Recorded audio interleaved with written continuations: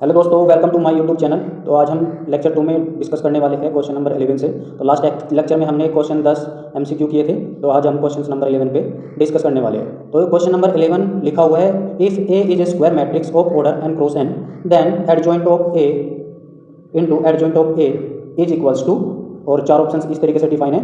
ये मेरा A option है। तो इसमें आपको एक थ्योरम्स याद रखनी है और थ्योरम्स का स्टेटमेंट और उससे जो रिजल्ट आया वो रिजल्ट खाली आपको ध्यान रखना है। तो वो रिजल्ट आपको खाली ध्यान रखना है। रिजल्ट ये है कि adjoint of A into adjoint of A equal to होता है determinant of A raise to power n-2 into A. तो इसके अकॉर्डिंग हमारा ऑप्शन सी क्या हो जाएगा, करेक्ट। तो ये आपको रिजल्ट ध्यान रखना है। क्वेश्चन नंबर 12 बोल रहा है कि if A is a square matrix then adjoint of A transpose minus adjoint of A whole transpose equal to. तो आपको क्या लेके चलना है, आपको लेके चलना है adjoint of A transpose minus adjoint of A whole transpose. तो आपको ध्यान रखना है कि जो एडजॉइंट ऑफ, आपको ध्यान रखना है adjoint of A transpose equal to होता है एडजॉइंट ऑफ ए का होल ट्रांसपोज। तो यहाँ से ये कंक्लूजन निकल जाएगा कि जब adjoint of A transpose equals to है एडजॉइंट ऑफ ए के होल ट्रांसपोज के, तो यहाँ से इसकी वैल्यू क्या आ जाएगी, 0 निकल के आ जाएगी। तो इसकी वैल्यू क्या आ जाएगी, 0 निकल के आ जाएगी। तो ऑप्शन मेरा क्या हो जाएगा, नल। तो मैट्रिक्स क्या आएगी, नल मैट्रिक्स आएगी। तो नल मैट्रिक्स आएगी, तो ऑप्शन मेरा सी हो जाएगा, करेक्ट। तो नेक्स्ट क्वेश्चन है मेरा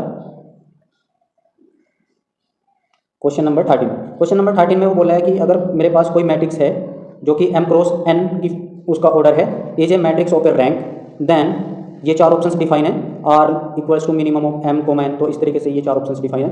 तो यहाँ पे जो मैट्रिक्स है मेरी नॉन स्क्वायर मैट्रिक्स है। कैसी मैट्रिक्स है, नॉन स्क्वायर मैट्रिक्स है, यानी कि जो ऑर्डर है वो m क्रॉस n है। तो अभी जो हम डिस्कस करेंगे वो नॉन स्क्वायर मैट्रिक्स के लिए डिस्कस करेंगे। तो उसके लिए जो रैंक होती है हमेशा, वो जो रैंक होती है, रैंक ऑफ ए जो होता है वो लेस देन एंड इक्वल कितना होता है, minimum of m comma n के होता है। ये minimum of m comma n इसलिए होता है जैसे कि मैंने एक मैट्रिक्स चूज किया, जैसे 3 क्रॉस 4 का मैट्रिक्स चूज किया, तो इसका जो रैंक होगा या तो 3 के बराबर या 3 से कम होगा, या तो 3 के बराबर या 3 से कम। अगर एक मैट्रिक्स मैंने चूज किया 4 क्रॉस 5, तो मैट्रिक्स का जो रैंक होगा या तो वो 4 के बराबर होगा या 4 से छोटा होगा। तो इसके अकॉर्डिंग हमारा ऑप्शन डी क्या हो जाएगा, करेक्ट हो जाएगा।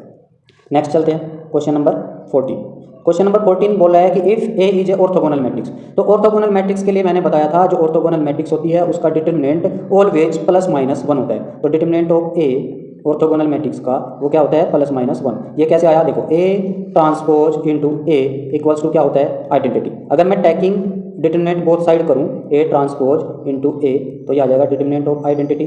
तो ये यहाँ से आ जाएगा, देखो आपको पता है determinant of A into B अलग अलग डिटरमिनेंट के बराबर होता है। तो अगर आप इसको ए मानो और इसको बी मानो, तो ये आ जाएगा मेरे पास determinant of A transpose into determinant of A equals to, और आइडेंटिटी मैट्रिक्स का डिटरमिनेंट कितना होता है, 1 होता है। तो यहाँ से मेरे पास आ जाएगा डिटरमिनेंट ऑफ ए ट्रांसपोज का डिटरमिनेंट ए के डिटरमिनेंट के बराबर होता है। तो determinant of A into determinant of A equal to कितना आ जाएगा, 1। तो यहाँ से आ जाएगा डिटरमिनेंट ऑफ ए का whole square equal to 1।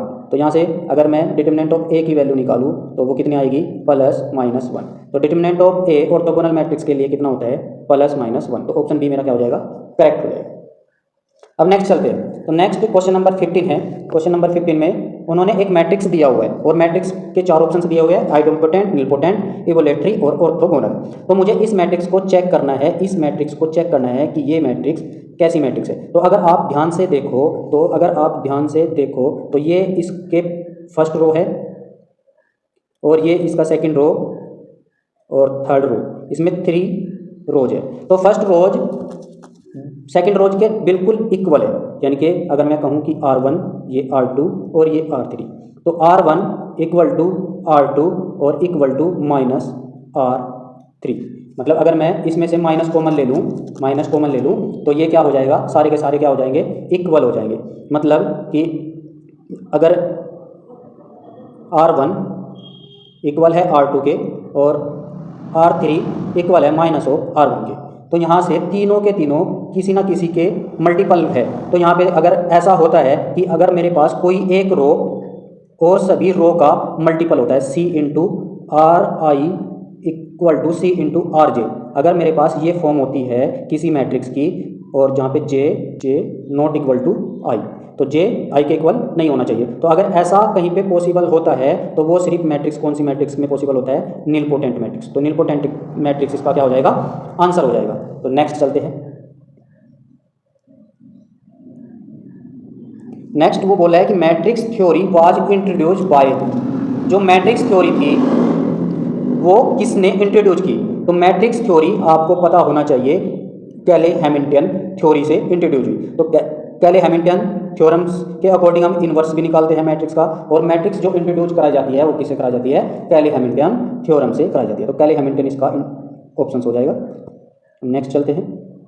Next दिया है क्वेश्चन नंबर 17। क्वेश्चन नंबर 17 में उन्होंने एक मैट्रिक्स डिफाइन किया है जो कि डायगोनल मैट्रिक्स है। तो आपको पता है कि डायगोनल मैट्रिक्स की जो ये डायगोनल एलिमेंट होते हैं यही इसके आइगन वैल्यूज बनते हैं। क्या बनते हैं? Eigen value. यानी कि इसकी जो आइगन वैल्यू होगी वो लैम्डा 1 इक्वल्स टू ए और लैम्डा 2 इक्वल्स टू बी और लैम्डा 3 इक्वल्स टू सी, ये इसकी आइगन वैल्यू है। तो अगर हमारे पास कोई डायगोनल मैट्रिक्स होती है तो उस डायगोनल मैट्रिक्स का अगर मेरे को इनवर्स निकालना हो, जबकि ए की eigen value A B C है, तो ए इनवर्स की आइगन वैल्यू क्या होगी? 1/a और 1/a और 1/b और 1/c। तो ये हमारी ए इनवर्स की क्या हो जाएगी? Eigen value. तो ये लैम्डा 1, लैम्डा 2 और लैम्डा 3। तो ए इनवर्स इसका क्या आ जाएगा? ए इनवर्स इसका आ जाएगा, हमें सिर्फ डायगोनल एलिमेंट का इनवर्स करना है, जैसे कि 1/a और सभी एलिमेंट क्या रखने हैं? सेम। ये 0, 1/b 0 0 0 1/c। तो ये मेरा क्या आ जाएगा? ए इनवर्स आ जाएगा इस डायगोनल मैट्रिक्स का। तो इस डायगोनल मैट्रिक्स का इनवर्स क्या आ जाएगा? ये। बस आपको क्या करना है कि इसके जो प्रिंसिपल डायगोनल एलिमेंट है उनका इनवर्स करना है। उनका इनवर्स करते ही आपको क्या मिल जाएगा? ए इनवर्स मिल जाएगा। तो ऑप्शन सी क्या हो जाएगा इसका? करेक्ट। नेक्स्ट चलते हैं। नेक्स्ट है क्वेश्चन नंबर 18। क्वेश्चन नंबर 18 ये आपके लिए मैं छोड़ देता हूँ, इसमें कैलकुलेशन बहुत ईजी है, बस एडजॉइंट निकालना है खाली। एडजॉइंट बहुत सिंपल है, लेकिन मैं ये आपके लिए छोड़ देता हूँ क्वेश्चन नंबर 18। तो क्वेश्चन नंबर 18 के बाद आते हैं हम क्वेश्चन नंबर 19 पे। तो question number 19 most important question है, इंपोर्टेंट है। तो उसने कहा द मैट्रिक्स, ये मैट्रिक्स दी हुई है, is the matrix reflection in the line. ये मैं इस मैट्रिक्स का रिफ्लेक्शन आपको निकालना है कि ये मैट्रिक्स किस लाइन में रिफ्लेक्शन करेगी। तो कोई भी मैट्रिक्स रिफ्लेक्टिव मैट्रिक्स होती है, अगर उस मैट्रिक्स का डिटरमिनेंट क्या हो? +-1 के बराबर, तो वो मैट्रिक्स क्या होती है? रिफ्लेक्टेड होती है। तो रिफ्लेक्टेड मैट्रिक्स होने के लिए मैट्रिक्स का डिटरमिनेंट क्या होना चाहिए? +-1 के बराबर होता है। तो एवरी ऑर्थोगोनल मैट्रिक्स क्या होती है? रिफ्लेक्टिव होती है, क्योंकि उसका डिटरमिनेंट भी +- क्या होता है? 1 होता है। तो यहाँ पे अगर आप देखोगे तो इसका डिटरमिनेंट कितना है? इस मैट्रिक्स का डिटरमिनेंट है -1। इसका मतलब क्या है कि ये मैट्रिक्स क्या है? रिफ्लेक्टिव है। अब मेरे को चेक करना है कि ये मैट्रिक्स रिफ्लेक्टिव है तो कौन सी लाइन पे है। तो अगर मैं इस मैट्रिक्स को ऐसे लिखूँ 0 1 1 0 और into x y equal to 0 0, अगर मैं इसको इस तरीके से लिखूं और यहाँ से x और y का वैल्यू निकालूं, तो देखो इसकी मल्टीप्लाई इसके साथ, तो यहाँ से आ जाएगा y इक्वल टू 0, फिर इसकी मल्टीप्लाई इसके साथ, तो यहाँ से आ जाएगा x इक्वल टू 0। तो यहाँ पे x का वैल्यू भी 0 आ रहा है और y का वैल्यू भी 0 आ रहा है। तो अभी इन चार ऑप्शंस में से आप x और y का वैल्यू रखोगे तो जहाँ पे भी इस चार ऑप्शंस में जिसे भी ये x y का वैल्यू सेटिस्फाई करेगा वही इसका क्या हो जाएगा? ऑप्शन हो जाएगा। तो देखो यहाँ पे रखेंगे तो x बराबर 0, तो 0 नॉट इक्वल टू 1, तो ऑप्शन 1 क्या हो जाएगा? गलत। यहाँ पे रखेंगे 0 एंड 0, तो ये भी आ जाएगा 0 नॉट इक्वल टू 1, तो ये भी हो जाएगा गलत। और यहाँ पे y इक्वल टू 1 है, अगर यहाँ पे 0 रखेंगे तो 0 नॉट इक्वल टू क्या रहेगा? 1, तो ऑप्शन सी भी क्या हो जाएगा? गलत। और यहाँ पे रखेंगे 0 इक्वल टू 0, तो इसका मतलब ये ऑप्शन क्या हो जाएगा? सही। तो 4 ऑप्शन क्या रहेगा इसका? सही रहेगा। क्लियर है? तो नेक्स्ट पे चलते हैं। Question number 20। क्वेश्चन नंबर 20 में वो बोला है कि if identity matrix of order n, ये IN का मतलब है identity matrix of order n, then inverse of identity matrix of order n क्या होगा? ये पूछ रहा है। तो आपको ध्यान रखना है आइडेंटिटी मैट्रिक्स चाहे वो कितने भी ऑर्डर की हो उसका इनवर्स हमेशा वही रहता है। यानी कि आइडेंटिटी मैट्रिक्स का इनवर्स ऑलवेज क्या रहता है? आइडेंटिटी ही रहता है। तो आइडेंटिटी मैट्रिक्स का इनवर्स क्या बन जाएगा? आइडेंटिटी ही बना रहेगा। क्लियर है? क्योंकि आइडेंटिटी मैट्रिक्स जो होती है वो इस तरीके की होती है 1 0 0 एंड 1। तो ये एक डायगोनल मैट्रिक्स है और आपको पता है कि डायगोनल मैट्रिक्स का जो इनवर्स निकालते हैं वो उसके डायगोनल एलिमेंट को खाली इनवर्स करना रहता है। तो ये क्या है? ये 1 और 1 है। तो अगर मैं इनका इनवर्स निकालूं तो 1 का इनवर्स क्या रहेगा? 1 ही रहेगा। तो उसके अकॉर्डिंग मेरा जो आइडेंटिटी मैट्रिक्स का इनवर्स आने वाला है वो भी कितना आने वाला है? आइडेंटिटी मैट्रिक्स ही आने वाला है। ठीक है? तो नेक्स्ट चलते हैं।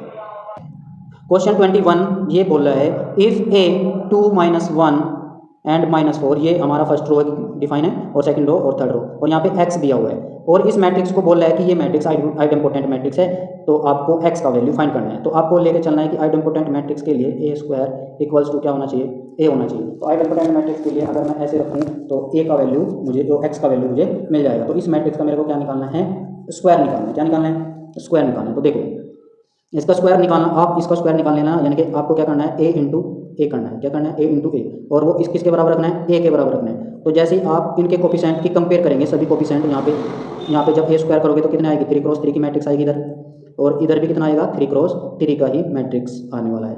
तो जब आप इनके प्रत्येक एलिमेंट की कंपेयर करोगे तो यहाँ का एलिमेंट और यहाँ का एलिमेंट इक्वल आने वाला है, यहाँ का और यहाँ के ये सारे एलिमेंट क्या होने चाहिए, इक्वल होने चाहिए। तो जब आप कंपेयर करेंगे तो यहाँ से एक्स भी किसी एक, यहाँ का एक्स भी किसी एक नंबर के इक्वल आ जाएगा, तो वो जो नंबर आएगा वही इसका क्या हो जाएगा, ऑप्शंस हो जाएगा। ठीक है, तो नेक्स्ट पे चलते हैं। नेक्स्ट क्वेश्चन है 22 ये बोला है कि if A is a non singular matrix then determinant of A inverse. देखो आपको ये ध्यान रखना है कि जो डिटरमिनेंट ऑफ ए इनवर्स होता है वो ऑलवेज इक्वल होता है डिटरमिनेंट ऑफ ये होता है 1 डिटरमिनेंट ऑफ ए के इक्वल होता है। लेकिन आपको ध्यान रखना है कि ए इनवर्स कभी भी 1 ए के इक्वल नहीं होता है। आपको ये प्रॉपर्टी यूज नहीं करनी है, ये कभी भी इक्वल नहीं होता कि ए इनवर्स इक्वल्स टू क्या हो 1, ये मैट्रिक्स में पॉसिबल नहीं है। लेकिन अगर आपके पास कोई नंबर है एक्स और उसका इन्वर्स निकालना हो तो वो होता है 1/x के, लेकिन मैट्रिक्स में ऐसा पॉसिबल नहीं होता, क्योंकि मैट्रिक्स में का जो कॉम्बिनेशन होता है इसमें ही नंबर्स होते हैं और इन नंबर्स का अलग अलग आप ऐसे नहीं लिख सकते हो। ठीक है, तो इसका ऑप्शन हो जाएगा डी। तो डिटरमिनेंट ऑफ ए इनवर्स क्या होगा, 1/डिटरमिनेंट ऑफ ए के। तो ये नॉन सिंगुलर मैट्रिक्स के लिए पॉसिबल है। ये किसके लिए पॉसिबल है, नॉन सिंगुलर मैट्रिक्स के लिए इसलिए पॉसिबल है क्योंकि अगर नॉन सिंगुलर मैट्रिक्स होगी तभी उसका हम इन्वर्स फाइंड कर सकते हैं। अगर